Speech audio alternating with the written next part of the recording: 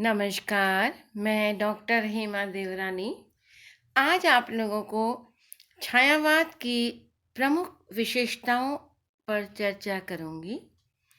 बेटा, जैसा कि मैंने आपको बताया था कि छायावाद को विद्वानों ने अपने अपने तरीके से परिभाषित किया है। छायावाद के विषय में अलग अलग विद्वान अपना अपना मत प्रस्तुत करते हैं। कुल मिलाकर छायावाद प्रकृति काव्य है, प्रेम काव्य है और गीति काव्य है। तो अब हम विशेषताओं पर चर्चा करेंगे। तो सबसे पहली विशेषता जो हमें छायावाद में देखने को मिलती है वो है व्यक्तिवादिता। यानी छायावाद की जो विशेषता है उसमें हमें देखने को मिलता है कि व्यक्तिवाद की प्रधानता, क्योंकि हिंदी के छायावादी काव्य की मूलभूत प्रकृति आधुनिक औद्योगिकता में प्रेरित व्यक्तिवाद है। आधुनिक युग की प्रतिद्वंदात्मक व्यवस्था, अधिकार स्वायत्ता और पूंजीवादी मितव्ययिता के परिणाम स्वरूप व्यक्तिवाद का जन्म हुआ। इस व्यक्तिवाद के फलस्वरूप छायावादी कवि ने स्वच्छंदतावाद, कलावाद की दुहाई दी, जो नैसर्गिक भी है। केवल आध्यात्मिक पक्ष या दार्शनिक अनुभूति ही छायावाद नहीं है। छायावादी कविता मूलतः व्यक्तिवादी ही कविता के रूप में जानी जाती है। छायावाद के जिसमें मध्य युग न अवशेषों से युक्त भारतीय समाज या व्यक्ति के बीच व्यवधान और विरोध को वाणी मिली है। प्रथम महायुद्ध के बाद हिंदी कविता जाति, महाजाति अथवा महत्वपूर्ण आदर्श का उपास्य व्यक्तियों के सुख दुख का नहीं, वरन व्यक्ति के सुख दुख की कहानी है। विषय वस्तु की खोज में कवि बाहर नहीं, अपने भीतर ही झांकता है। छायावादी कवि को अपने व्यक्तित्व के प्रति अगाध विश्वास था और उसने बड़े उत्साह से काव्य के भाव और कला पक्ष में निज व्यक्तित्व का प्रदर्शन किया है। अहम भावना, इगोइज्म छायावादी काव्य की सर्वप्रमुख विशेषता बन गई और इस प्रकार छायावादी काव्य में वैयक्तिक सुख दुख की अभिव्यक्ति खुलकर हुई। जयशंकर प्रसाद का आंसू, पंत जी के उच्छ्वास और आंसू व्यक्तिवादी अभिव्यक्ति के सुंदर निदर्शन हैं। वैसे तो व्यक्तिवाद ना ही अपने आप में कोई बुरी है वस्तु है और ना ही इसमें किसी प्रकार की कोई असामाजिक भावना, किंतु इस प्रसंग में विशेषता समाजवादी काव्य के संबंध में यह धारणा रखना होगा कि इसमें व्यक्तिवाद के अहम के स्थान पर सर्वसन्निहित है।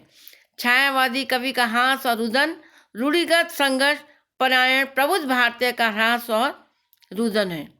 कवि का मैं प्रत्येक प्रबुद्ध भारतवासी का मैं था और इस कारण कवि की विषयगत दृष्टि से अपनी सूक्ष्माति सूक्ष्म अनुभूति को व्यक्त करने के लिए जो लाक्षणिक भाषा निश्चित रूप से अप्रस्तुत योजना शैली अपनाई गई, उसके संकेत और प्रतीक हर व्यक्ति के सहज प्रेषणीय बन गए। छायावादी कवियों की भावनाएं यदि उनके विशिष्ट वैयक्तिक दुखों के रोने धोने तक ही सीमित रहती तो उसके भाव यदि केवल आत्म केंद्रित ही होते तो उसमें इतनी व्यापक प्रेषणता कदापि नहीं हमें दिखाई देती। निराला ने लिखा है, मैंने मैं शैली अपनाई, देखा एक दुखी निज भाई, दुख की छाया पड़ी हृदय में, झट उमड़ कर वेदना आई। इससे स्पष्ट है कि व्यक्तिगत सुख दुख की अपेक्षा अपने से अन्य के सुख दुख की अनुभूति ने ही इन नए कवियों के भाव प्रवण और कल्पनाशील हृदयों को स्वच्छंदतावाद की ओर प्रवृत्त किया। तो ये पहली विशेषता थी व्यक्तिवादिता की प्रधानता। और अब छायावाद की दूसरी विशेषता है, वो है प्रकृति चित्रण। सौंदर्य और प्रेम का चित्रण छायावादी काव्य की एक अनुपम विशेषता है। जिसमें नारी सौंदर्य, प्रेम चित्रण, प्रकृति के सौंदर्य, प्रेम की अभिव्यंजना, अलौकिक प्रेम का रहस्यमय चित्रण हुआ है। छायावादी कवि का मन प्रकृति के चित्रण में खूब रमा है। इस काव्य में प्रकृति पर चेतनता का आरोप यानी पर्सोनिफिकेशन, मानवीकरण चित्रण किया गया है। प्रसाद, पंत, निराला, महादेवी आदि छायावाद के सबक प्रमुख कवियों ने प्रकृति का नारी रूप में भी चित्रण किया है। सौंदर्य प्रेम की अभिव्यक्ति की है, जैसे पगली हाथ संभाल ले, कैसे छूट पड़ा तेरा अंचल, देख भी करती है मनराजी, अरे उठा बेसु चंचल। प्रसाद कामायनी में रात्रि को संबोधित करते हुए कहते हैं, छायावादी कवि ने प्रकृति को आलंबन रूप में रखकर उसका श्रृंगारिक चित्रण किया है और इनका यह चित्रण रीतिकालीन श्रृंगार से बिल्कुल भिन्न है। इनकी प्रकृति संबंधी श्रृंगारिकता में श्लीलता और सात्विकता है, रीतिकालीन ऐन्द्रिकता नहीं। इस प्रकार से पंत भी कहते हैं, छोड़ द्रुमों की मधुछाया, तोड़ प्रकृति भी काया, बाले तेरे बाल जाल में, कैसे उलझा दूं मैं लोचन। का स्वांग भरने वाले पंत की कविता भावी पत्नी में तथा निराला की कविता जूही की कली में किसी प्रकार की सूक्ष्मता, श्लीलता का दम भरना उचित नहीं होगा। निराला प्राकृतिक सौंदर्य पर निश्चित रूप से छायावादी कवि के लिए प्रकृति की प्रत्येक चीजें जो हैं विस्मयकारी बन जाती हैं। छायावादी कवि ने निजी अनुभूतियों का व्यक्त प्रकृति के माध्यम से किया, जैसे महादेवी कहती हैं, मैं नीर भरी दुख की बदली। इसके बाद हम देखते हैं कि प्रसाद, निराला, पंत ने प्रकृति का बहुत सुंदर चित्रण अपने काव्य में किया है। नारी के सौंदर्य और प्रेम का चित्रण, ये छायावाद की अपनी विशेषता है। छायावादी कवि का नारी चित्रण सूक्ष्म और श्लील है। इसमें स्थूलता और नग्नता प्रायः न के बराबर है। प्रसाद कामायनी में कहते हैं, नील परिधान बीच सुकुमार, खुल रहा मृदुल अध खुला अंग, खिला हो जो बिजली का फूल, मेघबन बीच गुलाबी रंग। स्वच्छंदतावादी होने के साथ कवि की प्रेम के क्षेत्र में जाति, वर्ण तथा रीति नीति, रूढ़ियाँ, मिथ्या मान्यताएं, मर्यादाएं मान्य उन्हें नहीं है। इसीलिए निराला भी कहते हैं, दोनों हम भिन्न वर्ण, भिन्न जाति, भिन्न रूप, भिन्न धर्म भाव, पर केवल अपनाओं के प्राणों से थे एक। इनके प्रेम चित्रण में कोई लुकाव छिपाव नहीं है। उसमें कवि की वैयक्तिकता की जो अनुभूति है वही मुख्य रूप से देखने को परिलक्षित होती है। इन्होंने नारी संबंधी सौंदर्य तथा प्रेम का जो चित्रण किया है वो स्थूल रूप में किया है। और पंत कहते हैं, शून्य जीवन के अकेले पृष्ठ पर विरह कराते हुए शब्द को किसी कुलिश की तीक्ष्ण चुपती नोक से ठिठुर विधि के आंसुओं से है लिखा। इसके साथ में विरह की प्रधानता, यूँ तो ऐसा कहा जाता है कि काव्य का उत्स ही विरह से होता है। शैली ने जैसे कहा है, our sweetest songs are those that tell of saddest thoughts. मेरे जीवन के मधुरतम गीत वो हैं जो दुख से भरे हुए हैं। छायावादी कवि विरह से काव्य की सृजना मानते हैं। आंसू के संदर्भ में, आंसू काव्य में प्रसाद कह उठते हैं कि जो घनीभूत पीड़ा थी मस्तक में स्मृति सी छाई, दुर्दिन के कांटों में वह आज बरसने आई। या प्रकृति के कवि पंत कहते हैं, वियोगी होगा पहला कवि, आस ही उपजा होगा गान, उमड़ कर नैनों से चुपचाप, वही होगी कविता अनजान। और विरह की गायिका मीरा के रूप में जाने जाने वाली कवित्री महादेवी कहती हैं, बार बार विरह का जलजात जीवन, विरह का जलजात। तो जो विरह का चित्रण है वो छायावाद में खूब उभर कर आया है। अब है नेक्स्ट विशेषता छायावाद में जो हमें देखने को मिलती है, वो है रहस्यवाद, यानी अलौकिक प्रेम चित्रण। छायावाद जो है वो आत्मा में परमात्मा, परमात्मा में आत्मा की छाया यहाँ हमें दिखाई देती है। स्थूल के प्रति सूक्ष्म का विद्रोह छायावाद है। तो छायावादी कवि बराबर जैसे उस चित्रण को बराबर इस रूप में जानते हैं और रहस्य भावना हमें उनके सभी उसमें देखने को मिलती है। इसके साथ साथ जैसे रहस्य में सत्य कौन तुम सस्निधि तरंगी कर रही प्रभा की धारा से अभिषेक, या हम देखते हैं दिवसावन सान का समय मेघमय आसमान से उतर रही संध्या परी धीरे धीरे धीरे। तो छायावादी कवियों ने प्रकृति पर मानवीय भावनाओं का आरोपण किया है। बीती विभावरी जागरी अंबर पनघट पे डुबो रही ताराघट उषा नागरी। फिर इसके साथ साथ स्वतंत्रता प्रेम।